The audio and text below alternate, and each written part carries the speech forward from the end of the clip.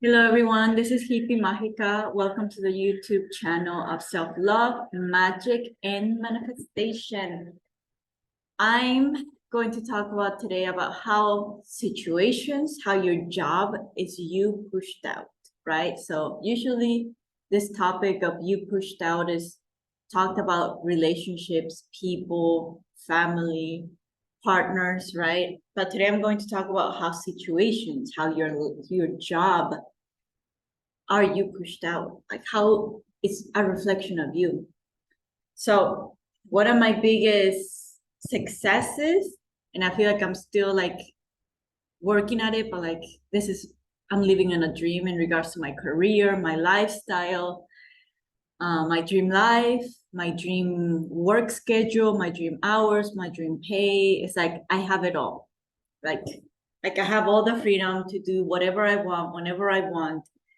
I work part-time, and this part-time involves my architecture jobs, because now I have two, and my life coaching sessions. And now I'm also a fitness personal trainer. So I have one private client. So I work a lot, but I also am working like part-time. Like if I add up all the hours of these jobs, it's part-time still. And And so what happens with the rest of the day? I play sports. Like today I played soccer and I went to the gym.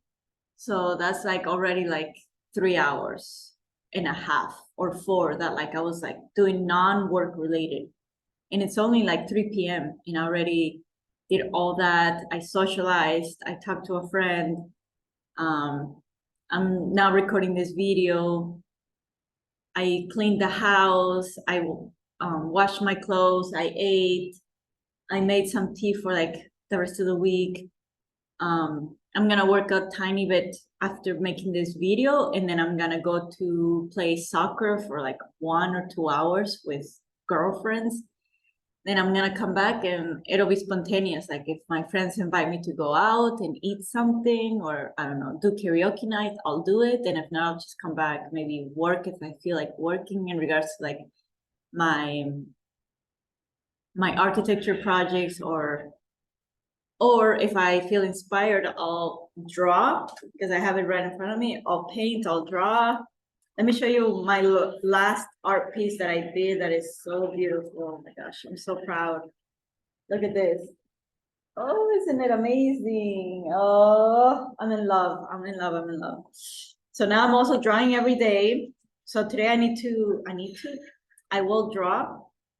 Even if I draw like 10 minutes, it's a success, right? Because it's about creating your lifestyle one action at a time. It doesn't need to be like perfect. Like you just need to like take one step towards the life that you want and one less step to the away from the life that you don't want anymore. So this is my life now, and it's Wednesday, so it's like the middle of the week. I don't have to wait until the weekend to do all these fun things, to draw, to play a ton of sports, to socialize, to speak with friends. It's like it's all meshed, and it's created in the sense that it benefits me, my happiness, my well-being, and it creates like very little resistance in my life. It's like, oh my gosh, I can't wait until the weekend. No, it's like I don't have to wait for anything. I can just start living now, be happy, and have fun now, today.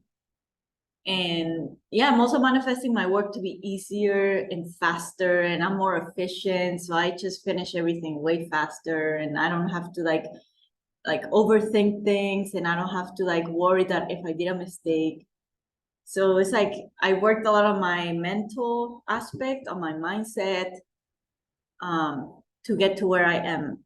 So let's talk about like how my job from 2 or 3 years ago. 2 years ago was me pushed out. 3 years ago, because 3 years ago I got my digital nomad architecture job, which I still have now, from Texas. And when I got it, obviously it was like a blessing. It's like I can't believe I can do architecture, my career, from a distance from Europe, and get paid like my highest rate and do projects that I enjoy, which was residential homes. But the other side of this is that like I had strong beliefs about what architecture meant. Architecture is hard. In architecture school, well, I think this is all architecture schools, maybe all around the world, but for sure the one I went to, architects were known to not sleep. It's like if you were an architecture major, you did not sleep, you were a zombie, and you pretty much didn't sleep until vacation, until like winter break, spring break, summer break, literally. And this is how I lived the majority, if not all of my 5 years of architecture school. Like, so, and then when I graduated and I worked at corporate jobs, like I already had this idea of what jobs were, because I was, like my classmates from college had already done internships. So they were already telling us their experience. And that got in my head. It's like you could tell like the spark in their eyes like disappeared when they would talk about the jobs, like real life jobs versus architecture projects from school where like they let you be free and creative and passionate. I could tell like that spark was not there when they would speak about like their internships. It's like, yeah, and they would look down and it would almost feel like shame. I don't know, but that made a huge impression on me. I'm like, wow, like life after architecture school is gonna suck. Like I already made up my mind. Like it was gonna be hell. And guess what? I manifested it. It was hell.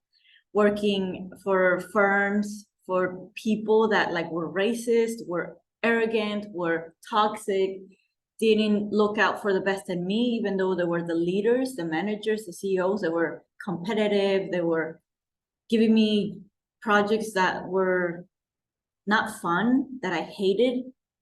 So it was very toxic. My 3.5 years of like working at actual residential firms, like going to the office, working with coworkers. Then when I left USA in 2019, well, before I left USA, I manifested my first architecture remote job and I was already like working. But that ended because I moved to Europe, lived my digital nomad life. But long story short, in 2021, I manifested again. Like I did a lot of work that somehow I manifested a new architecture job remotely. Oh my God. And I was specific. I'm like, I wanted to only work on houses because that's my passion. And I want to be free with my time and I want to get paid like this rate, right? And it did manifest. And I was so grateful every day that I could do architecture, do homes, and get paid my highest rate ever. But what came with this job, even though I was in Spain, I was living the nomad life, I was living with my ex-boyfriend, and I was living a magical life, really. What happened is that like whenever I would work, and it was a part-time job, whenever I would work for this job, it's like something wrong always happened. Either my boss would say like, she would only look at the negative. It's like, you missed this. Like she would never appreciate the positives. Like it's like this needs to be fixed. This needs to be fixed. This needs to be fixed. Like, and I felt so bad. It's like, wow, I'm making so many mistakes. But I know that's her job too, to just point out the negative, the problem so we can fix them fast. But like, I felt so triggered, and she was also very like insecure and new at having a new architecture company. So it was just the two of us, but like it was so draining. So that job made my life when I did work on those projects like a nightmare, really, because I had so much anxiety. It's like I hope I don't make a mistake. And then she would always point out like 10 mistakes and she would make me feel so bad. Oh, and I just hated working for that job, not because of the project, but because of how she made me feel, my boss. Even though she was in USA and I was in Spain, like she made me feel like a failure, like. And obviously I wanted to live this like easy life, I was living it, but then having architecture as my job, my main job, is like I brought in all these beliefs that architecture is hard. Like, no, you cannot have an easy life with architecture. Like, it will still be hard. at least when you work on the architecture projects, like it will be a pain in the ass, it will be a nightmare, you won't sleep. And I try to fight it for like a year, like this paradigm that like I had to heal a lot of things. I had to do a lot of mental reprogramming that like architecture's easy. Architecture's easy. The projects are easy. They're simple, right? Now I can say them because I am living this. But before even though I tried to say them, I didn't believe them. I didn't believe them. Maybe I couldn't even say them. And like I couldn't get myself to say like that the less I worked, the more I got paid. Like it just felt so wrong and so untrue. It's like saying, yeah, I'm white. I'm not white, I'm brown. It's like it felt so wrong. Now 3 years later, after I moved to Mexico, because all of Spain, it did get better and better and better, like my relationship with my job, but still like every time I had that 1 hour meeting a week with my boss, it was like the worst day. It's like she made me feel so bad and she was so jealous of my lifestyle. And I feel like I had to hide and repress me because she was so jealous. It's like I could lose my job any day, because like I'm living the life that she wants to live. She wouldn't say good job almost to anything I did, even though I did do a good job. Anyway, it was like this kind of dynamic. But once the 1 hour meeting was gone through the week, it's like, oh, I can rest, right? Like, oh, I can live my life now. But that 1 hour was hell. Then I moved to Mexico 4 months ago. And I don't know, I do know. I believe that environment is really everything. Like if you're in the right place, you will succeed. So once I got to Mexico, everything just flowed so much faster and easier. And it's easy for me to be myself and to not repress. And I feel so supported by Mexico, by the Mexican people, which is the country, like this is me, like this is my family.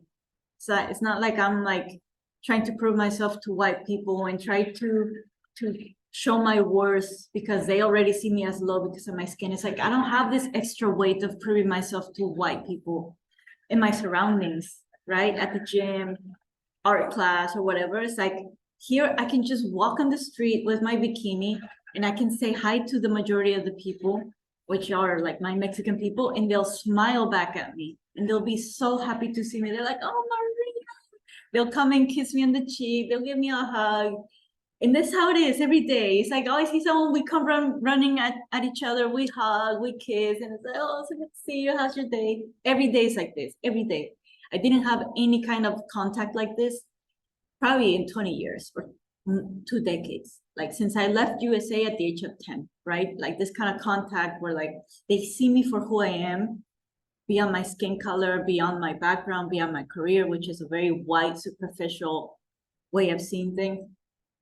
It's like I feel so loved, I feel so supported. So yeah, like I feel safe now affirming certain things, like, and obviously my frequency has risen because now I'm living the ultimate dream lifestyle. Like I do a sport every fucking day, guys, and I play with a lot of people. Like it's so much fun playing volleyball, beach volleyball during sunset, and meeting every day at the volleyball courts or beach volleyball, like new people all over the world. And at soccer, meeting new friends, female friends, and then at like surf skate, like seeing new faces, new skills and talents, and just walking on the street on my bikini. It's like seeing new people, like happy, excited to be here in this paradise, and it's so magical. So obviously my frequency is super high.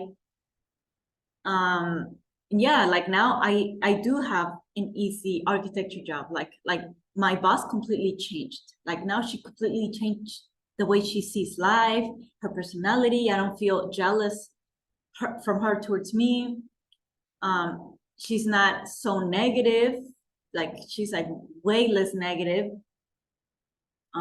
She's happy about my work. Like she doesn't complain. She doesn't try to look for problems. She's like, it's neutral, it's like neutral. It's like, okay, nice, let's move on to the next, right?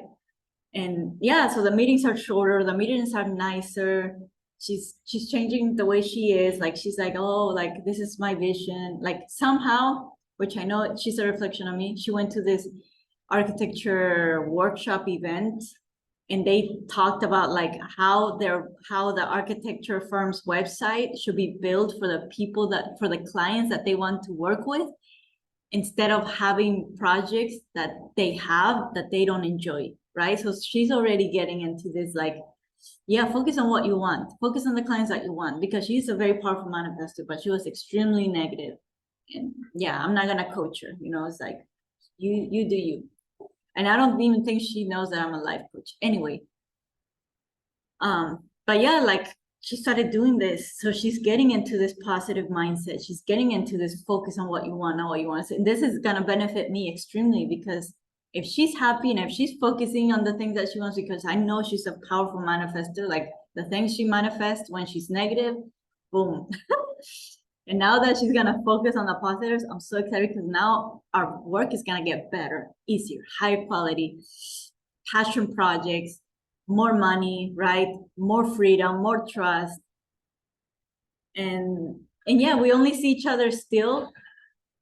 She's gonna hire more people. Before it was just me and her, and obviously like we were just reflecting our shadows.